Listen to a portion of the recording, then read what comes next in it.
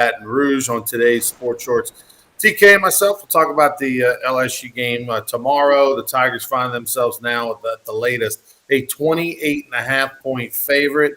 28.5 point underdog. That is a tremendous 4-touchdown underdog.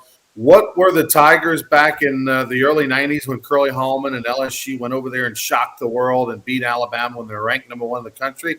Tommy will tell you what the point spread was in that game. We'll take a look back at that. Hopefully history repeats itself, unlikely as it is. Also, today we'll talk a little bit about the Cleveland Browns. They're expected to release Odell Beckham Jr. That's big news in the NFL. I mean, just a couple years ago, Odell Beckham Jr. was maybe considered the best wide receiver in the NFL, or top 2 or 3. Now, nobody really talks about him much, but could he be a New Orleans Saint? We'll get into that discussion. And speaking of the Saints find themselves almost a touchdown favorite against the Dirty Birds on Sunday in the Dome.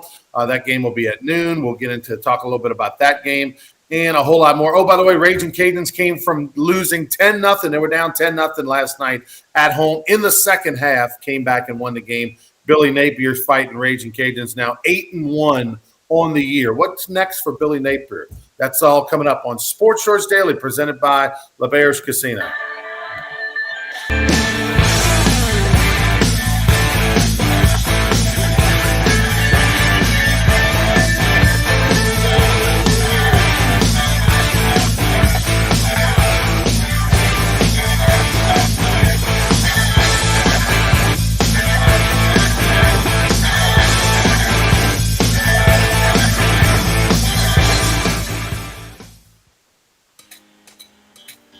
Every great story starts with the rush of thrilling gaming action. Handcrafted flavors, eager to please.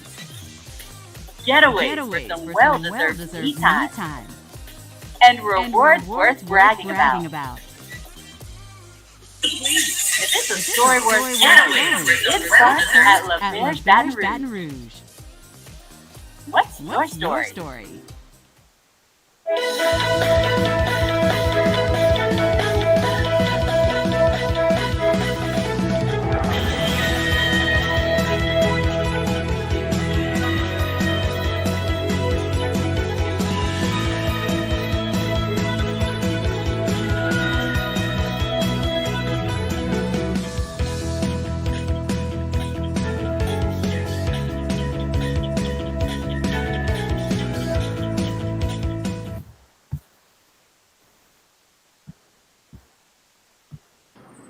Tommy Krysan joining us from Tremonti's Meat and Seafood. TK, last night, before we get down the road, Ragin Cajuns came from 10 down and wound up winning that game at home to go 8-1. And people look at the crowd and go, man, what's going on over there? First off, I want people to know that the home crowd is on the camera side, so you can't see the folks. Clearly, UL, who's played a lot of midweek games, would benefit by playing on the weekend. But I don't know, would you rather have 8,000 more fans on a Saturday, or would you rather play on national TV where it's the only game in college football going on last night? I think the Cajuns would take the only game in college football, but they're off to having another great year, 8-1, and Billy Napier's name just continues to pop up, whether it's going to be the LSU job or some other. Well, Ronnie, I watched that game last night, and they did a good job coming back, and Georgia State's not a bad football team. But, there were a couple of times when the field camera showed the home side of the stands, it wasn't very crowded either. It's amazing that with a good football team that's been good, they just won their 4th straight West Division in the Sun Belt Conference, that they can't get more fans there. That's mind-boggling, I mean, you're right. They'll take Thursday night only game on ESPN main platform. They'll take that every time, plus the money that yields. But really, I mean, that's a disconnect that nobody can figure out, or why more people won't go see. I get it if they're 1-8 a couple of years back when they were struggling, but man, this is one of the top teams. They're right outside the rankings. They've been in the rankings. Billy Napier is an excellent coach. It's just very unfortunate that they can't get a good crowd, and I don't mean pack the stadium. Like Cajun Field holds a lot of people, but I mean, gee, that's kind of disappointing. But bottom line is that's a heck of a football team.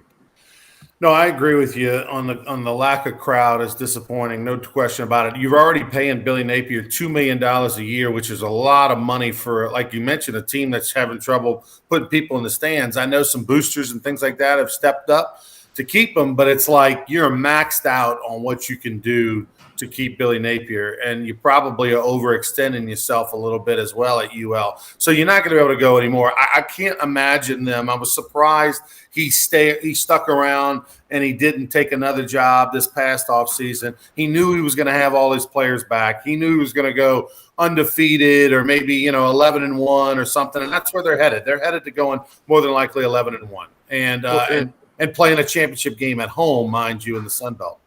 Well, Ronnie, and that's a great stadium.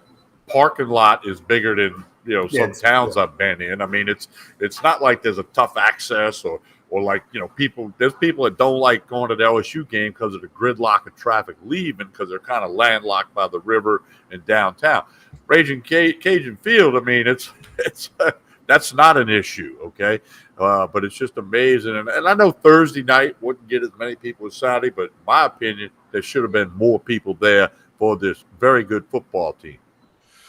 It'll be an interesting topic to see where Napier ends up. If they end up 11-1, they win a Sun Belt Conference championship game at home. I know LSU fans consider themselves above hiring a Billy Napier, but he continues to do a fantastic job regardless of whether the community of Lafayette is buying in and fully and supporting them like they should when they've had a great football team the last few years. I don't know. Maybe it's not the LSU job because we know that Scott Woodward's a big game hunter and he goes after big name folks, and like as LSU should, being a top 5 job, you shouldn't overextend yourself and reach on anybody. You should go with whoever you fully believe is the guy. But that said, you know how these domino effects happen. There's no way, right? He's back in Lafayette next year.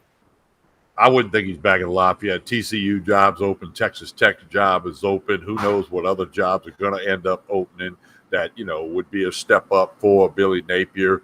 I wouldn't rule him out at LSU, but because you never know. But, Scott Woodward, if something in Scott Woodward's mind says this is the guy, then that's who he's going to hire. But I don't think he comes back to Lafayette. It's got to be frustrating to look up and see, the crowd that you have to see over there.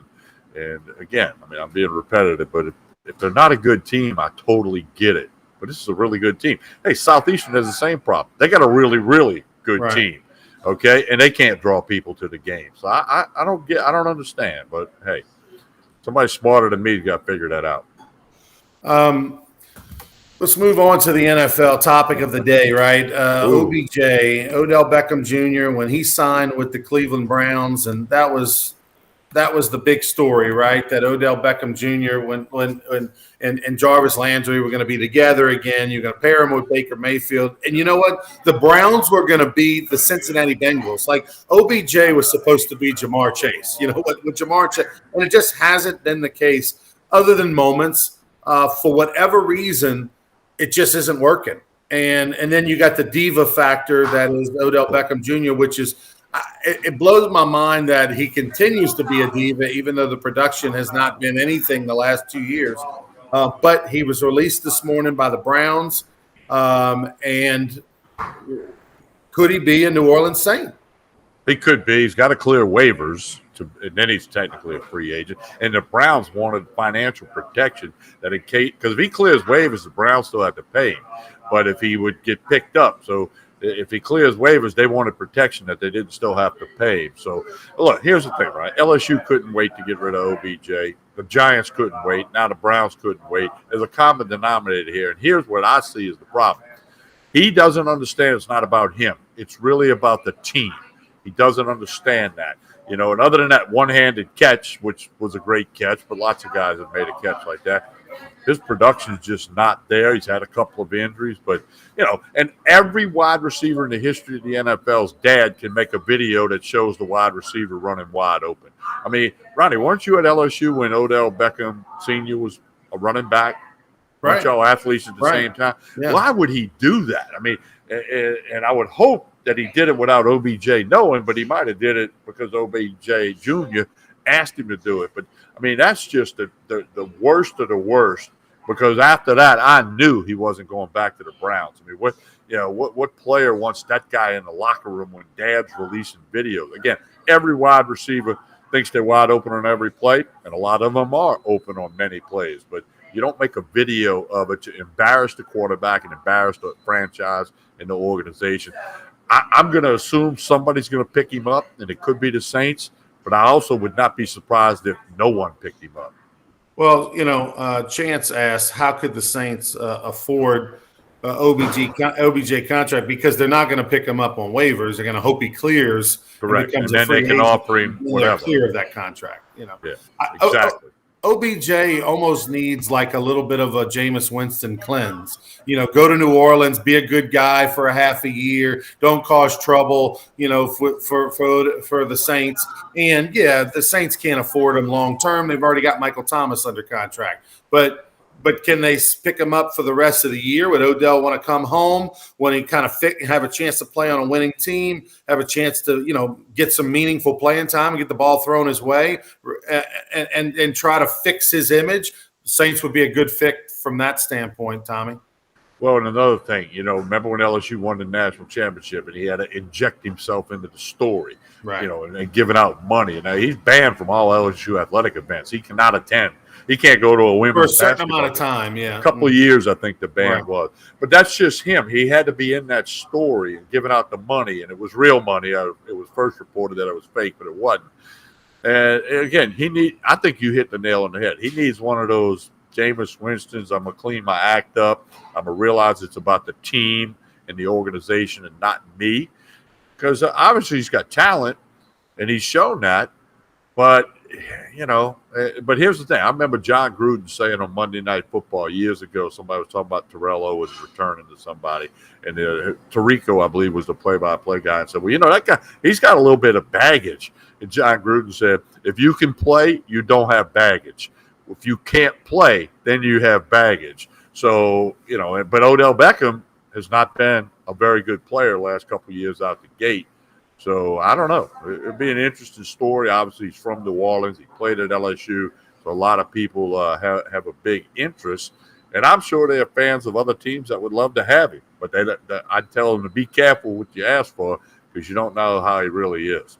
Phil, 24 hours is the length of time on waivers once a player is released. Chance Babin says, if Drew was still with the Saints, I'd feel better about it. Yeah, I get that. You've got that leadership. A guy would call and fall in line. But I'll say this. I think we underestimate the power of Sean Payton and the respect that he has of players around the league. Let's not get crazy and put him in the same category as Bill Belichick.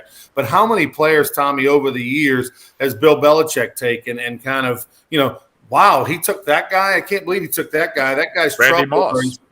He's had plenty of receivers and running backs and guys that he's taken, and he's fixed their image by them coming over and being a good player, for a year or two, and then all of a sudden now they get a big contract somewhere else, or So I think the Saints have the ability to be that. Whenever you got a guy like Sean Payton who's been in the league for 15 years as a head coach, that kind of stability lends itself to his opinion mattering. And I would think that if they were going to seek to acquire him, that Sean Payton would either get on the phone with him or meet him and say, all right, look, you want to become a New Orleans Saint, this is how we're going to bake the cake. It's not going to be about OBJ. It's going to be about the Saints winning football games. And if you're willing to do that, we'll bring you on board. If you're not willing to do that, this conversation's over. I can see Payton doing that, like Belichick did with Randy Moss. Randy Moss was much maligned.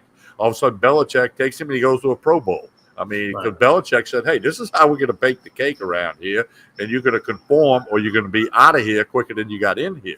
That's what it's going to have to take for OBJ. He's going to have to put the team first, which he's really never done, and then he'll have a chance. Tommy Christ and Ronnie Rance. TK joining us from Tremonti's Meat and Seafood in Baton Rouge, right down the road from Parkview Baptist. TK, before we move on talking about the weekend, tell us about Tremonti's. Well, it's not too early to get your Thanksgiving stuff ordered. True. Fried turkey, smoked turkey, rotisserie. They've already got orders coming in. all the side dishes. And trust me, for dessert, get a tray of the cake balls. You'll thank me later. And look, you can go online, Tremontis.com, click the seasonal tab. There's the menu, everything you need for Thanksgiving. All the prices are right there, and you can place the order right there. They've got a lot of orders in already. Some places are having supply chain issues with getting product. At this point, Mike's in good shape, and if he tells you he's got it, you're going to get it. They've done it for years and years here. There's always a big line on Thursday morning of people picking up their turkeys. You've done it before, Ronnie. I've done it before. Tremontis on Facebook and Instagram, or go to Tremontis.com. Click the seasonal tab. There's your Thanksgiving menu. Get your order in. Also, Tremontis Monday will be out at the St. Michael's Golf Tournament at Greystone Country Club. I'll be able to hit a 3-iron to your house, Ronnie. So if you're in that golf tournament at Greystone on Monday, be sure we're giving away a ton of food and drinks and all kind of spices and everything. So if you haven't stopped at Tremontis Meat and Seafood, you need to do it. Yeah, let's find out. See if we can find out tomorrow morning what hole you're going to be on. We're going to be at the turn, I believe. Mike was telling me this around morning. The clubhouse. So yeah, right after the 9th hole, they got that stretch of land. I believe that's where we're going to be. I think that's going to be confirmed today. But myself and Mike and several other employees here will all be out there. One of the basketball coaches from St. Michael's will be there. So it's going to be fun on Monday at Greystone, which I know you know a lot about that place. Absolutely. All right. Let's talk about the Saints. The New Orleans Saints have a big one against Atlanta, and it does not matter, the records and things like that. This is a bitter rivalry between the Dirty Birds and the Saints. I feel a lot better a week removed from, last Saturday. It looked like Atlanta was trending in the right direction. They'd won a couple games in a row. The offense was starting to move a little bit. The Saints were, I was a little worried about the Saints taking on Tampa Bay and Tom Brady. I had them losing that game even with a healthy Jameis Winston. And after 24 hours, bam, Saints win with Trevor Siemian at quarterback and no Jameis Winston. And the Atlanta Falcons lay a giant egg and lose 19-10 at home against the Carolina Panthers. Only scored 10 points. Carolina's been in turmoil. So now all of a sudden there's a different feel in this game. A 6.5-point favorite are the Saints. That's a big number for this rivalry. We found out yesterday that Taysom Hill did practice fully, but I still think Simeon's going to get the start, right? I would think. Now, Sean Payton has not made an announcement. I don't know if he will, but you're right. Hill practiced. He had the concussion thing, so he should be all right. If they let him practice, he's okay. But I'm going to trust Sean Payton here that he'll have a plan with Simeon, wrinkling Hill in there, whatever it may be, and don't forget you got Mark Ingram to counter Alvin Kamara now. So I think I'm going to trust Sean Payton that he's going to have a plan. Look, the Dirty Birds, a lot of Falcon fans will be in the Superdome on Sunday getting ready for this game. Saints fans, you don't have to tell them twice you're playing the Falcons. So it should be a heck of a time in the Dome. And I'm going to trust Sean Payton that he's going to find a way to get it done. Sean Payton had mentioned that if prior to last weekend, and if Jameis Winston had got hurt in the game, it would have been Simeon that would have come in off the bench. But if you got a full week to prepare, that it would be Taysom Hill. That said, that was before the concussion. And my whole thought process is when you're messing with a concussion that kept the guy out for 2 weeks, didn't even practice for 2 weeks. Do you put him in right away, right when he's cleared medically? You put him in as a starter, especially a guy like Taysom Hill that you're going to run the football a whole lot with him and stuff like that. I just think I would probably feel better if I was the Saints and Taysom Hill for that matter to buy another week if I can. Just use him as the emergency backup quarterback. And if Simeon gets hurt or just plays disastrous in a stretch, then you put him in the game. But I would try, if I was the Saints, to try to buy another week. Now, I know Taysom Hill's probably saying, I'm good to go. That's just any NFL player's mentality. But long run, knowing that you're planning on going the rest of the season if you can with these two guys and you don't have plans to go you didn't make a trade, you didn't do anything to try to get anybody else, I would take another week off with Taysom Hill as a security blanket. Well, here's the other thing. Trevor Siemian can only play quarterback. Taysom Hill can do other things for your team in formations. He can line up in different spots, and he could play quarterback or get short yardage. He's big, strong. He can run. So I think, again, I'm going to trust Sean Payton. He knows better than you and I aren't at practice. He knows Taysom Hill very, very well. He knows Simeon. And I got to point out, Alvin Kamara has taken some snaps at quarterback this week because he would be that guy they got to if it got third emergency to that situation. Yeah. So I'm like you. Hill's going to say he's ready to go, but it's up to the medical staff and Sean Payton to come up with the best way and plan to beat the Falcons. Very important game for the Saints. Ian Book is not on the active roster, by the way, right? No, he's not. Right. Yeah, that he asked that question. No, he is on the practice squad. Yes, he is. So, there's a little bit of roll in the dice here. Clearly, they think Taysom Hill is healthy. When they didn't make that trade or pick up anybody or promote Ian Book or whatever to active roster, you knew before Wednesday's injury report when it came out that he was limited on Wednesday and then practiced fully yesterday. You knew that when that happened that Taysom Hill was going to play this week or be available to play this week. I will be curious to see what happened, because there's always plans, and then there's plans once you got punched in the mouth. Punched in the mouth was, Jameis out for the year, Taysom Hill out for 2 weeks with a concussion, and all those plans kind of start to get revitalized, especially when you see Trevor Siemian play pretty well and do a good job. You go, maybe we can sneak by one more week with this guy against a not very good Atlanta Falcons team. So there's also that thought process that goes into it. LSU, the Tigers. We finally get to LSU. How about that? Yeah, this feels like, was it 1993? Fall of 1993? November 7th, 1993. Which was when LSU shocked the world, beat Alabama in Alabama, ended their big winning streak. They were ranked number one in the country. Curly Holman was the coach. They had no business beating Alabama.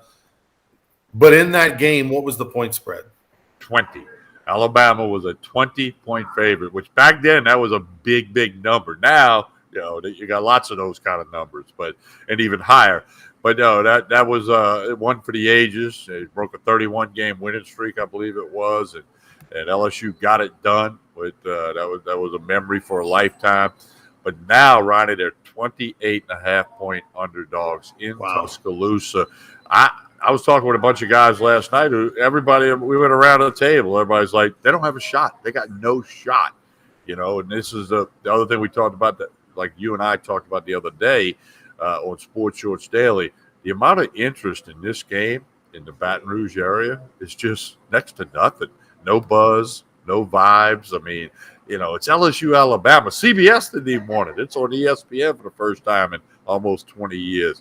It's just and there's lots of reasons that Orgeron on the way out the door and so many injuries that LSU's had.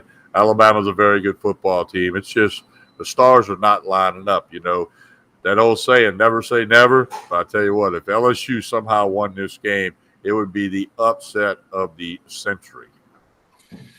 Technically they've been bigger underdogs, but I agree, Tommy. To me, I don't know. We're all creatures of get caught up in the moment. I mean, I don't know if technically it would be bigger than the 1993 victory because of 28.5 point spread versus a 20-point spread. But is it really? You know what I mean? Like, this is a program that has players on it. This is a program that is 2 years removed from a national championship. So from that perspective, LSU's much closer to Alabama now than they were then. As far as where the program was, you were having multiple losing seasons in a row under Curly Allman. You basically had a dead man walking as a coach. He got fired, I believe, the next year. But still, I don't know. Even though it's a 28.5-point spread versus a 20-point spread, I kind of think that was a bigger upset than this would be if they won the game. It's debatable. The only thing that's the same is not a lot of people think LSU can win. Well, it's funny. Chance Babin with the line of the day so far. As an LSU fan, I feel contractually obligated to watch, but I don't want to. And that's funny. That is a very, very, very good analogy. I I'm not going to the game, Tommy. I don't have to go to the game. I tape my pregame stuff for the Your View LSU pregame show this week and all that. So I don't have to do any live shots there. So there's no reason for me to go from a work standpoint. So I'm not going. I'll be, 10 to noon. We'll be doing Sports Shorts Radio tomorrow over at the Calandros on Government Street, right across from Wooden Haven Furniture Company in Mid-City. So come see us. But I'll be there, and then I'll watch the game tomorrow night somewhere. And like this is the first time I haven't been at an LSU Bama game on the road in over a decade. So because I just don't feel like it. There's no joy in Mudville. There's no reason to go. Alabama's going to kill them.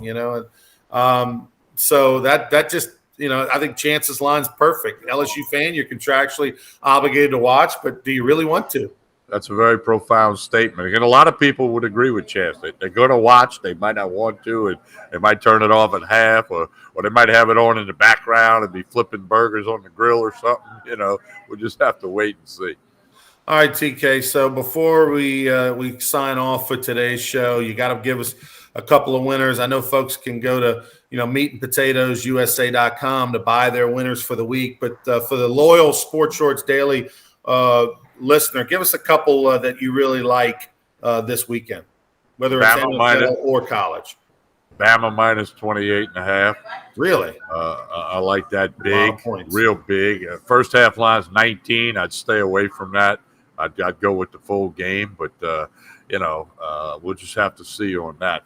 There's a couple other games that are jumping around out there. Auburn A&M is going to be real interesting. That's the 2:30 game. Should be a lot of attention there. But a game where I think they got the wrong team a favorite. Wake Forest is an underdog to North Carolina. Wrong team's a favorite there. I mean, Wake Forest is 8-0. Carolina's 4-4.